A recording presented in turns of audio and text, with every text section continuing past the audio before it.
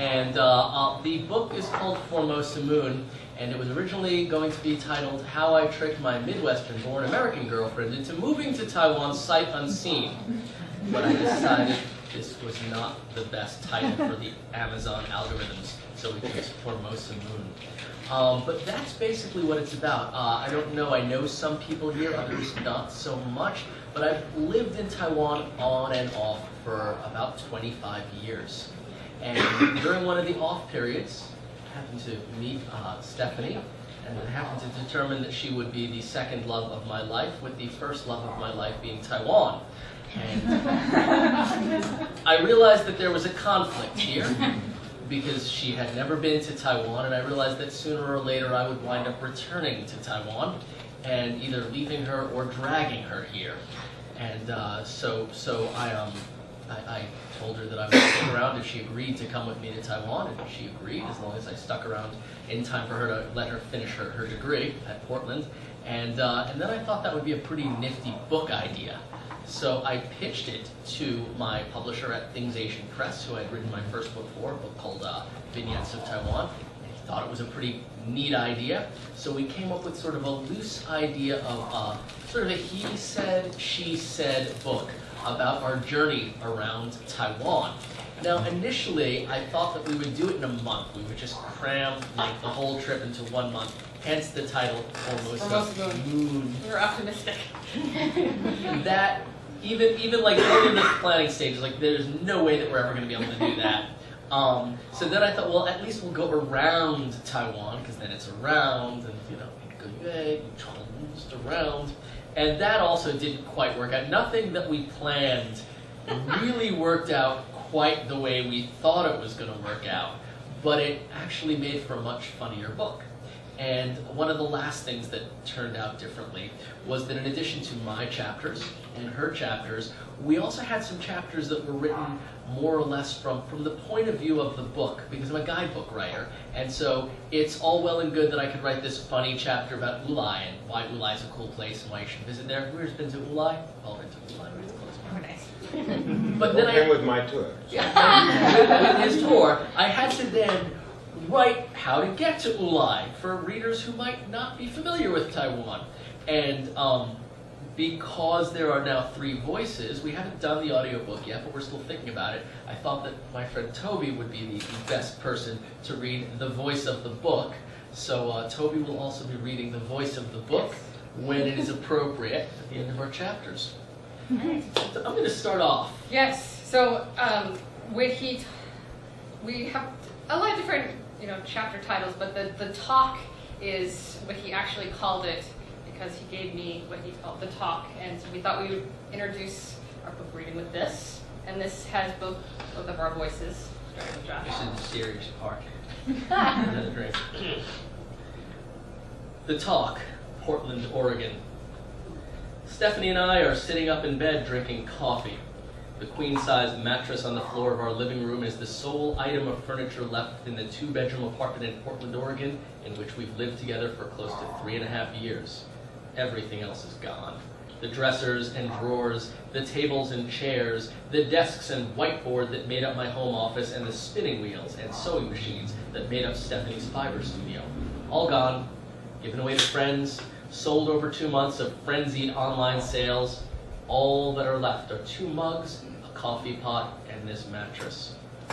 We sit in echoing quiet, looking out over the milky morning daylight of the Pacific Northwest from our balcony window, the lush green forest strip between our apartment and the Willamette River, the view that had sold us on this apartment over 3 years ago. We both know that this is the last time for a long while that we'll be seeing the river, seeing the view of Portland, a city that Stephanie still loves, but for me had grown cold long ago. I knew there was something special about Stephanie when we first met. It had been at a social gathering set up by a mutual friend of ours, Stella, in the early days when I'd first moved to Portland after yet another giving up travel writing for good period. Although I'd been in love with Portland then, as I often am with a new city that holds so much promise of exploration, I knew in 2012 that I'd not come to settle. A nomad by nature and expatriate by choice, no city, at least no American city, has ever held me long enough to make me want to put down roots too deeply. Besides, despite its oft-repeated unofficial city motto, "Keep Portland Weird." Having lived in Taiwan for so long and experienced a Taiwanese caliber of continual quirk and charm, Portland would never be weird enough for me. I saw it as a good place to live for a few years, to explore, to become expert about, only before moving on. And then Stephanie and I met. 4 years later, two middle-aged pagan flower children in an empty apartment in which we've lived together for 3.5 of those years, ready to embark on an open-ended adventure. We both made the agreement to throw our lots in together. But that's not the only agreement we'd made, and that's not the agreement that starts this story. Because sometime shortly after we first realized that we were going to be together for a long time, that we represented more to each other than just a fling, I gave Stephanie the talk. Specifically, that no matter how much I loved her, and no matter what I did to try to get comfortable, to settle, to set down roots in America, eventually I'd wind up returning to Taiwan. If Stephanie fell in love with me, she was going to have to accept the inevitability of one day returning with me to live in Taiwan. If not forever, then at least for a couple of years. But would a small town girl from the Midwest who had never lived in a city bigger than Portland be able to adjust? We'd find out soon enough. At 8 a.m., my phone buzzes with an incoming text from our friend Anthony. On my way to pick up your mattress and wish you both a bon voyage. In a few hours, we would be on our way to Taiwan. So, in the book, Josh's friend is an illustrator, so he made us little cartoon avatars. Nakedly Ingersoll. So this is his. This is my little cartoon, which I didn't think looked like me, and everyone else said did. So. This is David's work also. Yes, he's so good. The first time I met Josh, he made me laugh so hard I was crying and gasping for breath. He remarked on something I'd said and instantly had my complete attention. I remember telling him to stop talking for a minute to give me a chance to catch my breath.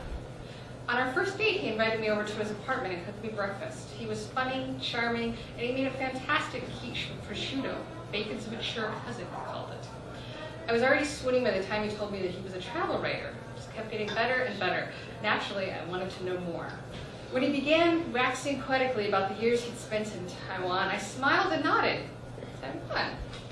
At the time, I had been hard-pressed to find Taiwan on a map. In Asia? Sure. A place that exports stuff? Yes, I knew that. More than that, I couldn't have told you. But this new guy was quirky and cute, so I put on my best poker face, nodding in all the appropriate spots when he spoke happily about his years in Asia. After our first date, the first thing I did was check Google Maps, feeling a sense of relief that I'd not only placed Taiwan in the correct spot generally, but that I was also correct in my assumption that it was indeed an island. As our relationship progressed, Josh often spoke of Taiwan, and the place sounded interesting, strange, and quirky like himself. One day I'll take you there, he said, and I assumed this was something he said to all the ladies. Filing the promise under the label, the seductive charm of my new boyfriend, I knew nothing I needed to take too seriously. Until Josh came in to talk. We were sitting in the breakfast nook in his apartment, finishing our lunch when he began. Stephanie, if we're going to get serious, I should tell you that Taiwan will always be the other woman. His voice was uncharacteristically serious. I can be with you, but Taiwan is eventually going to call me back. I cocked a smile. You mean I have to share you with 23 million other people? Basically, yes. I was beginning to take his talk of Taiwan more seriously, but not much. We were, after all, just dating. It's not like we were moving in together. A few months later, we moved in together. While we looked for apartments, Josh reminded me that he couldn't live in Portland permanently. We hatched a vague plan: live in the city for a while and then travel abroad. Traveling to Taiwan had become part of my plans, but it was still off in the future. It didn't feel real. Well, less than a year into our lease, the opportunity for me to return to school arose, and I gave Josh my own version of the talk. Dropping out of college in my 20s was one of my biggest regrets, and I promised myself that if I ever had the opportunity to finish my degree, I wouldn't make the same mistake twice. Though he was already getting antsy to travel abroad again, Josh agreed to stay until I graduated. I agreed to follow him to Taiwan afterwards. Josh wasn't kidding about Taiwan being the other woman. Over the next 2.5 years, as I finished my degree, he grew increasingly restless, pining for his adopted homeland. During the final year, he found work opportunities that took him back twice, once for 2 weeks and another time for over a month.